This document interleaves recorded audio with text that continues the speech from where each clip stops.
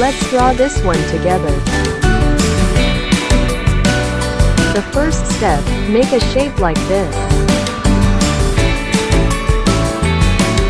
Look, it's so easy. Do not hesitate, just follow my steps. We just have to connect these lines and curves. Isn't it very easy?